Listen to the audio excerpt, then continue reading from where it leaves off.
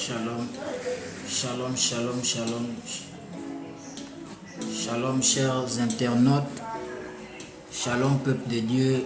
Shalom, Gabon. Alors, connectez-vous nombreux, connectez-vous nombreux, connectez-vous. Shalom à tous.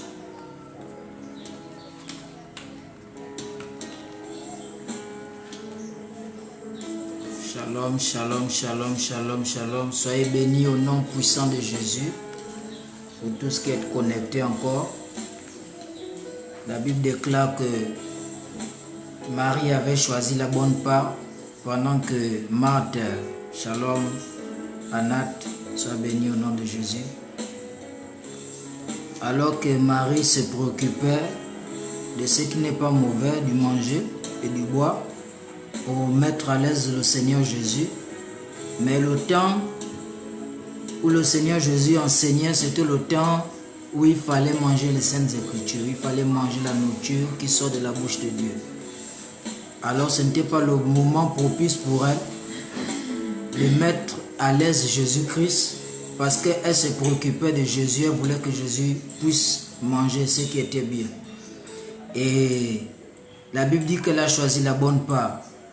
Alors, lorsque je parle de ça, c'est pourquoi je parle de Marie et de Marthe. Pourquoi? Parce qu'il y a certaines personnes en ce moment qui sont en train de suivre n'importe quoi sur les réseaux sociaux.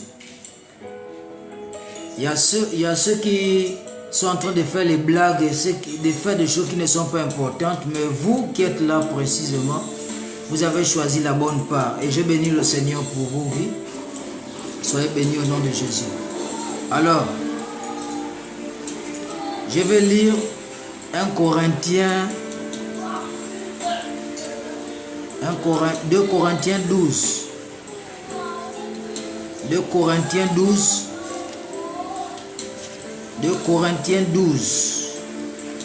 Si tu as ta Bible là où tu es, tu peux ouvrir la Bible dans 1 Corinthiens 12. Parce que tout ce que nous faisons doit être soutenu par la parole. Même les visions, même les prophéties, nous devons les examiner à la lumière des Saintes Écritures. Alors je pose un fondement ici avant de donner la vision que j'ai reçue. Et je vais encore rappeler aux internautes, à tous ceux qui nous suivent, que si nous mettons nos visions sur les réseaux sociaux, cela n'est pas bon. L'écran tabac séqueté. Ribobo sendaraba keria baboske lebrokosate. Rikababa sataraba keribaba santa. Alléluia. Alors je disais 1 Corinthiens 12. 1 Corinthiens 12. 1 Corinthiens 12. 1 Corinthiens 12. À partir du verset 1. Il faut se glorifier. 3 points de suspension. Cela n'est pas bon. Je viendrai néanmoins à des visions et à des révélations du Seigneur. Alléluia. Je viendrai néanmoins à des visions et à des révélations du Seigneur. C'est l'apôtre Paul qui écrit aux Corinthes. Qu'il viendra vers eux pour les annoncer toujours les visions et des révélations du Seigneur qu'il aura reçues de la part de Dieu. Alors, de cette même manière, je viens nourrir le peuple de Dieu qui me suit sur des révélations et sur les visions du Seigneur. Alléluia. Alors, en ce qui concerne ma vie, je suis quelqu'un, lorsque j'étais chez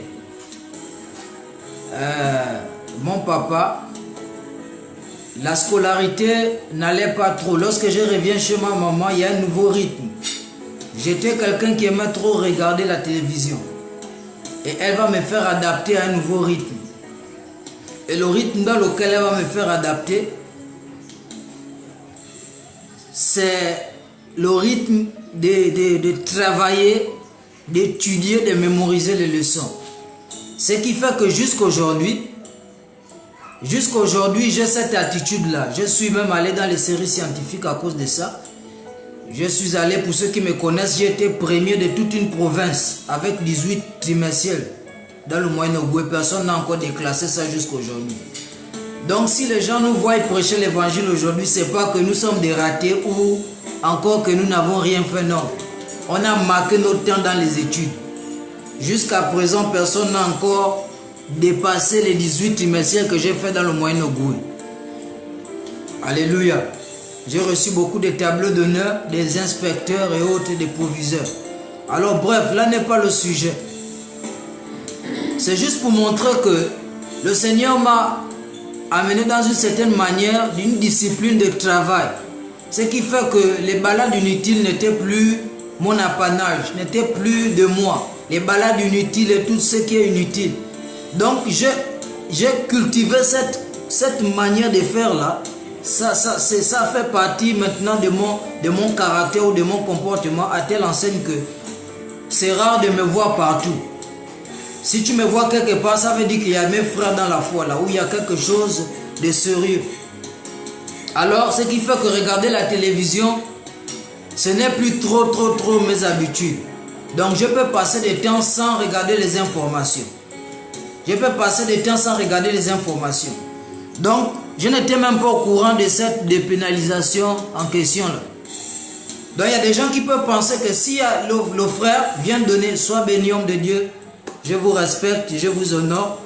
Vous êtes un homme de Dieu. Je vous respecte pour votre humilité et pour le fait que vous croyez au manteau qui est sur ma vie. Soyez béni homme de Dieu, que votre foyer soit béni au nom de Jésus. Que tout ce que le Seigneur, que tout ce que vous voulez que le Seigneur fasse pour vous, le Seigneur le fera par sa grâce. Que le Dieu de votre Père puisse vous localiser à l'endroit de votre besoin. Au nom puissant de Jésus. Alléluia. Alors, je suis resté dans cette manière de faire là. Que je passe du temps enfermé, la solitude avec le Seigneur. Je passe du temps dans la méditation, dans la prière. Ce qui fait que je n'ai pas trop de temps pour regarder la télévision et parfois pour suivre les informations. Et c'est parfois au hasard que je regarde ça. Alors, voici ce que m'a montré le Seigneur et qui est sur le point d'arriver dans la nation gabonaise. Il y aura tellement des accidents qui vont se passer. Parce que même dans cette vision que j'ai eue, j'étais présente dans la vision. C'est ce qu'on appelle une transe. J'ai fait une transe parce que j'étais participant même à la vision. Bon, certaines personnes, certains théologiens ou certains prophètes ou certains hommes de Dieu peuvent appeler ça une vision ouverte dans laquelle j'ai participé. J'étais dans la vision. Je ne voyais pas seulement la vision, mais j'étais aussi dans la vision. Donc je voyais des choses qui se passaient dans le monde spirituel. Il y avait des accidents de voitures. Il y avait des choses vraiment terribles, horribles qui arrivaient dans la nation. Et je me demandais aussi que pourquoi le Seigneur me montre ces choses. Je courais d'ici, les gens accouraient ici et là et pouvaient se plaindre des décès de personnes qui les quittaient, des accidents de voitures et des morts subites qui arrivaient dans la nation. Alors j'ai prophétisé ici, j'ai parlé que ce qui se passe au Gabon actuellement n'est pas seulement la volonté du diable, mais Dieu aussi est dans cette volonté-là. C'est-à-dire que le diable, parfois, quand il fait des choses, il pense que Dieu ne sait pas ou qu'il contourne Dieu, mais il ne sait pas que dans ce qu'il fait, il y a aussi la volonté de Dieu. Alors, le fait que les églises soient comme confinées jusqu'à aujourd'hui injustement par ceux qui nous dirigent, le Seigneur dit que c'est lui qui est en train d'endurcir le cœur de Pharaon. C'est lui qui est en train d'endurcir le cœur de Pharaon. Il endurcit le cœur de Pharaon pour avoir un droit légal de frapper Pharaon. J'ai donné la prophétie j'ai intitulé la prophétie mosaïque sur le Gabon. Et vous allez commencer à remarquer des choses étranges qui vont commencer à arriver dans la nation. Ça, c'est ce que j'ai vu le mardi 23 à 3 h du matin. Et le mercredi 24, qu'est-ce que le Seigneur me fit voir dans ma vision?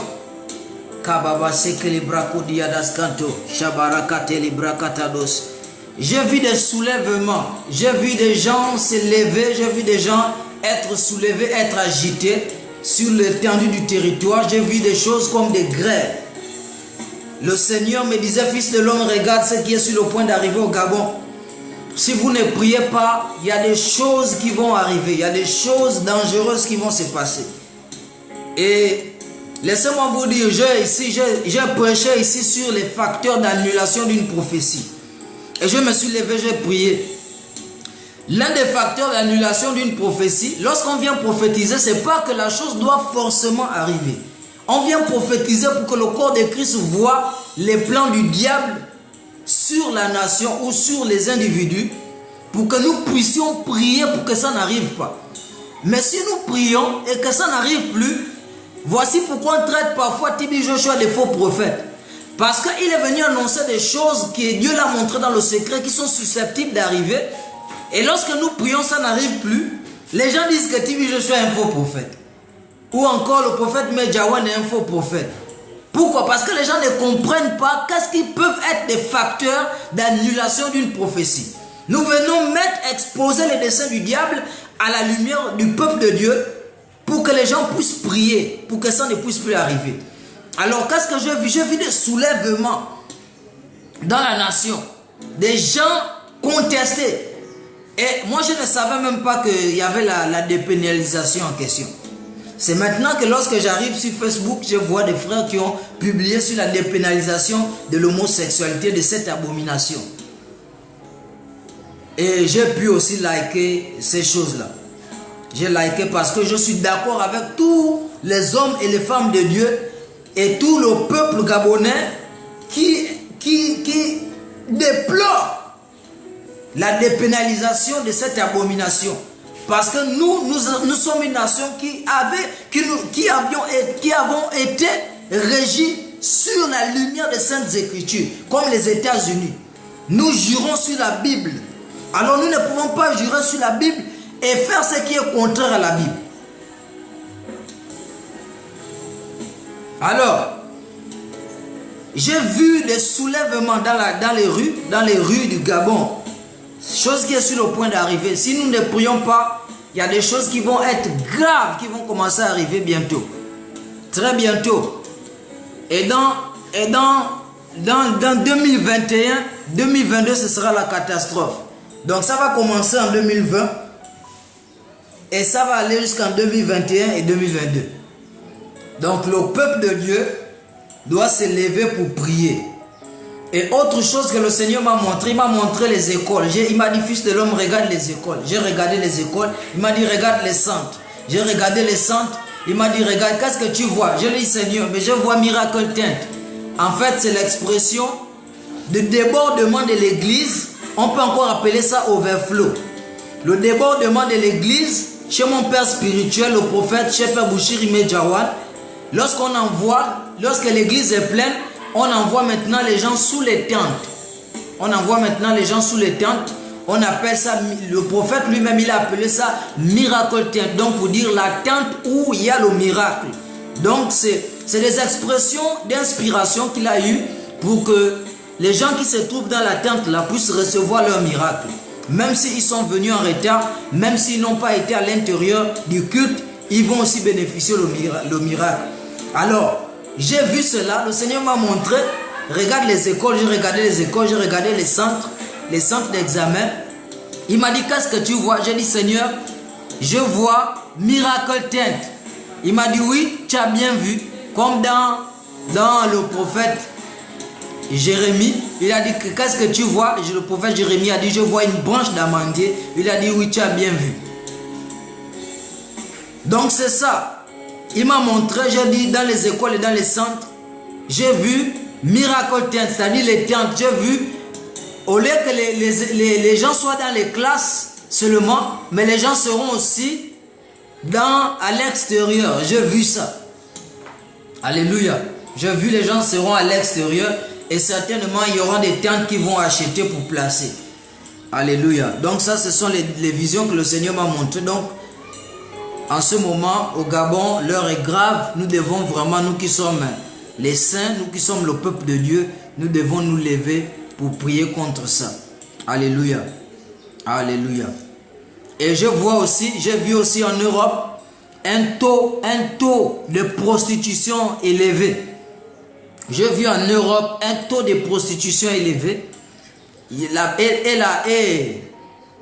L'homosexualité et la prostitution, ce sera quelque chose qui sera tellement élevé, ce sera tellement connu que le Seigneur va frapper par beaucoup de catastrophes naturelles qui vont commencer à arriver. Beaucoup de catastrophes naturelles vont commencer à arriver. À cause de ces abominations qui ne font que se multiplier sur l'étendue de la surface de la terre. Alléluia. Je vis aussi la Chine. La Chine, ça c'est une vision de depuis, mais aujourd'hui je profite de l'occasion. J'ai vu la Chine tellement évoluer dans le domaine technologique, tellement évoluer dans le domaine économique. Ils vont tellement évoluer qu'ils vont commencer à faire des oppositions avec la grande en ce moment, la grande qui est devant elle. Suivez mon regard. Et ce sera des guerres à d'autres caractères, pas ce que nous avons toujours connu. Alléluia. Et je vois la monnaie même, la monnaie monter. Je vois la monnaie chinoise augmenter.